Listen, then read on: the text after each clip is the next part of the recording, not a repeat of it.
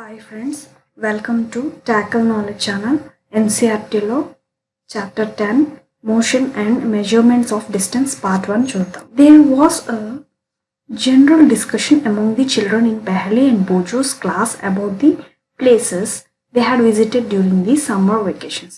So Pehle and Bojo వాళ్ళిద్దరూ ఎర్లియర్గా వెళ్ళిన summer vacation యొక్క ట్రిప్ గురించి వాళ్ళిద్దరూ జనరల్ డిస్కషన్ అనేది చేస్తున్నారు.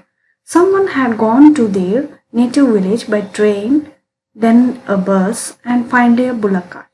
సో వాళ్ళిద్దరిలో ఒకరు వాళ్ళ ఊరికి వాళ్ళ విలేజ్కి ఫస్ట్ ట్రైన్లో ట్రావెల్ చేశారు, తర్వాత బస్సులో, దాని తర్వాత బుల్లక్ కార్ట్లో. One student had travelled by an aeroplane, ఇంకొక అనదర్ స్టూడెంట్ వచ్చేసి ఏరోప్లేన్లో ట్రావెల్ అయ్యారు.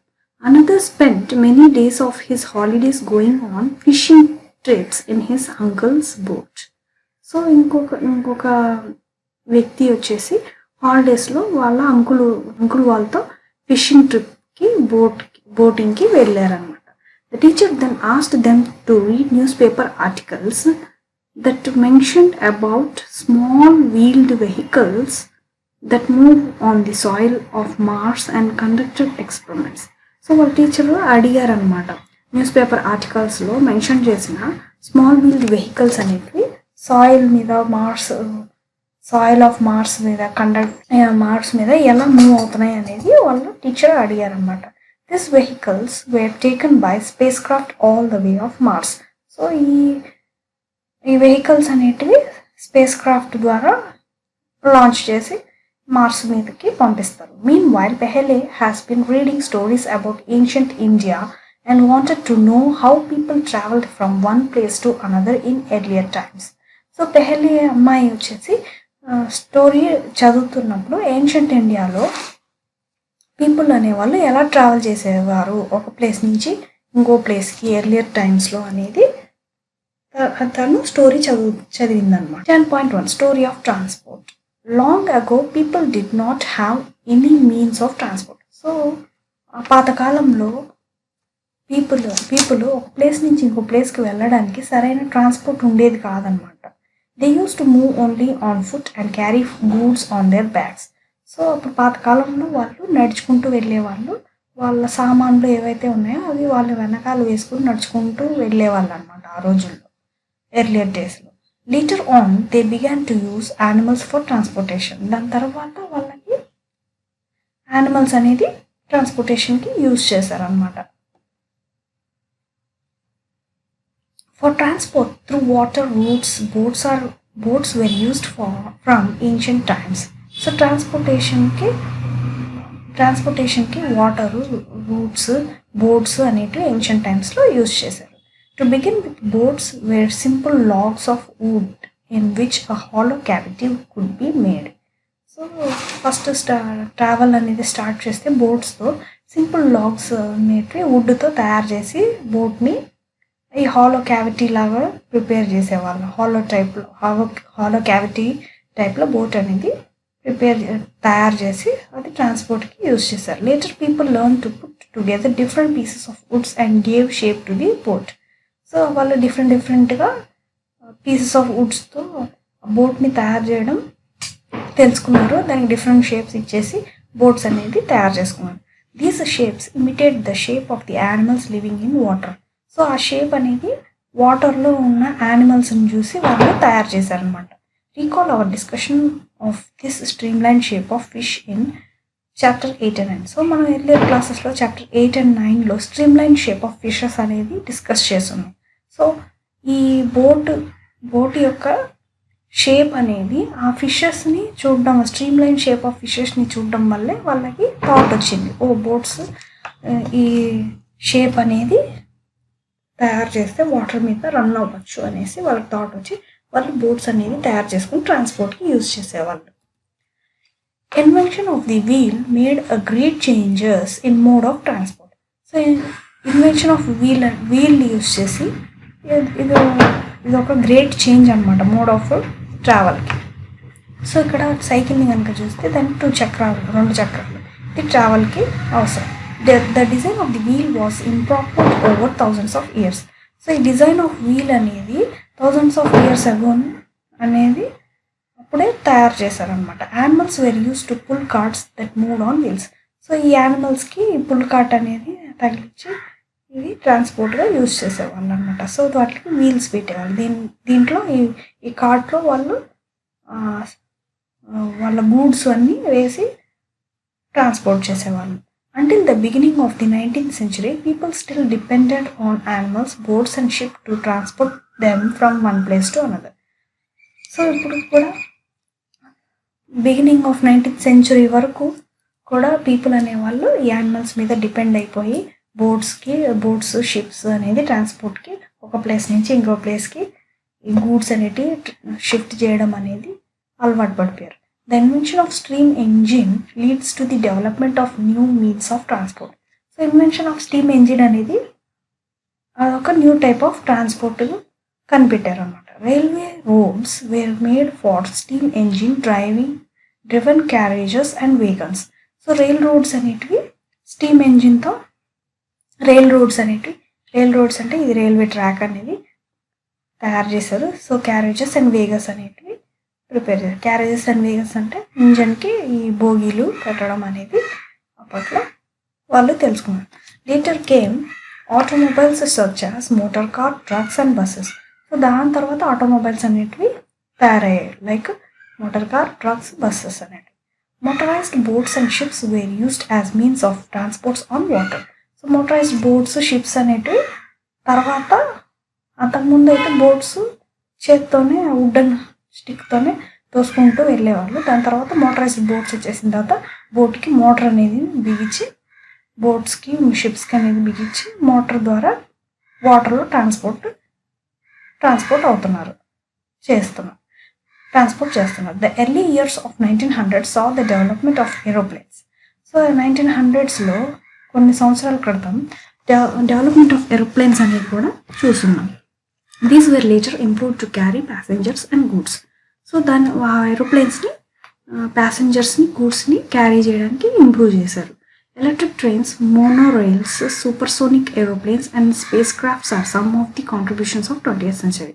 సో 20th centuryలో మనకి ఎలక్ట్రిక్ ట్రైన్స్ అని, మోనోరైల్స్ అని, సూపర్సోనిక్ ఏరోప్లేన్స్ అని, స్పేస్ క్రాఫ్ట్స్ అని కాంట్రిబ్యూషన్ చేశారు.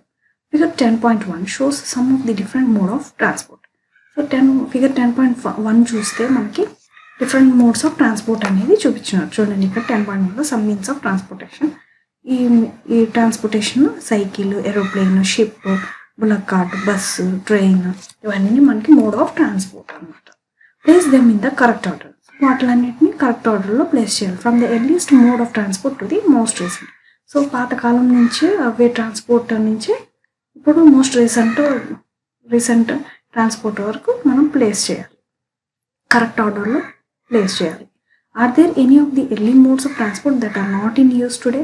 So early modes of transport అనేది పాతకాలంలో నుంచి ఉండేటివి ఇప్పటికీ ఇంకా యూస్ చేస్తున్నారా అని అడుగుతున్నారు ఇక్కడ క్వశ్చన్.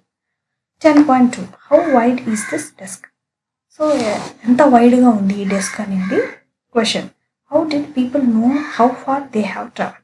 సో అప్పుడు పాతకాలంలో మనుషులకి ఎంత దూరం ట్రావెల్ చేశాము అనేది ఎలా తెలిసేది అని అడుగుతున్నారు.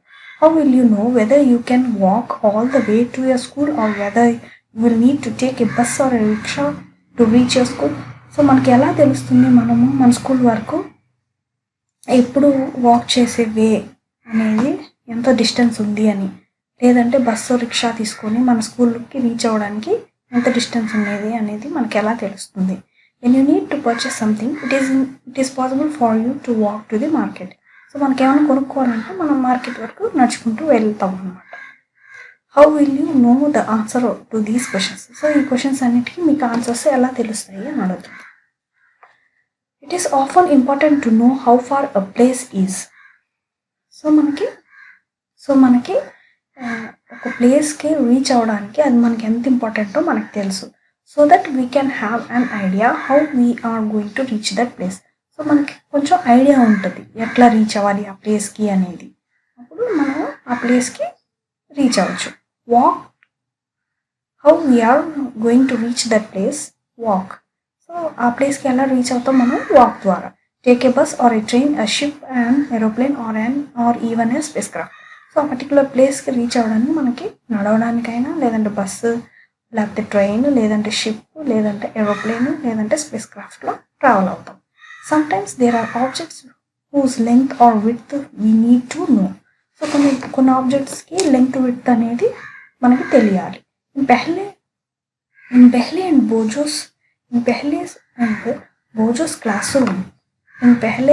Bojo's classroom, there are large desks which are to be shared by the two students.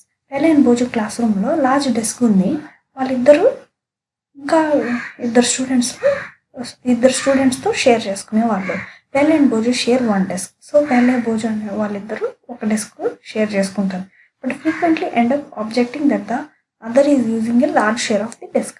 So వాళ్ళు అబ్జర్వ్ చేసింది ఏంటంటే అదర్ స్టూడెంట్స్ అనేవాళ్ళు పెద్ద డెస్క్ అనేది యూజ్ చేయడం వాళ్ళు గమనించారు. On the teachers suggestion they decided to mean the length of the desk, make a mark exactly in the middle of it and draw a line to separate the two హాఫ్స్ of the desk. So ఆ పొడుగుట్టి డెస్క్ని చూసి వాళ్ళ teacher suggestion మీద కొరకు ఆ desk యొక్క length తీసుకొని measure చేసుకొని దాన్ని మార్క్ చేసుకొని అవి రెండు సపరేట్ చేయడానికి వాళ్ళకు ఒక ఐడియా టీచర్ దగ్గర నుంచి వచ్చింది. Both Behle and Bojo are very fond of playing గిల్లి దండా.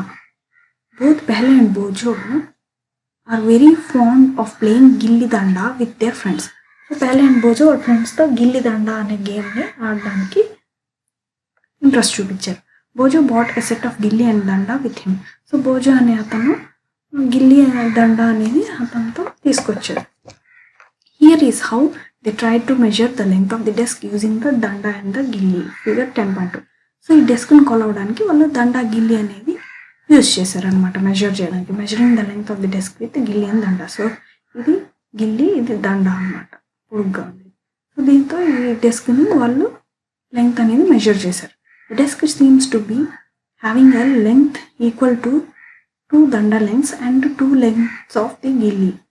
సో ఈ డెస్క్ యొక్క లెంగ్త్ ఎట్లా ఉందంటే 2 దండా లెంగ్త్స్ ఉంది అండ్ 2 లెంగ్త్స్ ఆఫ్ గిల్లి ఉంది అనమాట. Drawing a line in the middle of the desk leaves each of them happy with a half of the desk equal to danda and gilli in length. So వాళ్ళిద్దరూ draw చేసుకున్నారు అనమాట మధ్యలోకి line. దీంతో అట్లా కొలిచి line అనేది గీత గీసుకుని 2 హాఫ్స్ అనేది వాళ్ళు హ్యాపీగా ఈక్వల్గా షేర్ చేశారనమాట. After few days the marked line gets white of. So కొన్ని రోజుల తర్వాత ఆ లైన్ అనేది చెరిగిపోయింది. Bojo now has a new set of గిల్లి and danda and as he lost his old one. So కొన్ని రోజుల తర్వాత ఈ లైన్ అనేది చెరిగిపోయింది అనమాట. చెరిగిపోతే అప్పుడు తన దగ్గర ఉన్న పాత గిల్లి దండా అనేది పోయిందనమాట, అతని దగ్గర లేదు.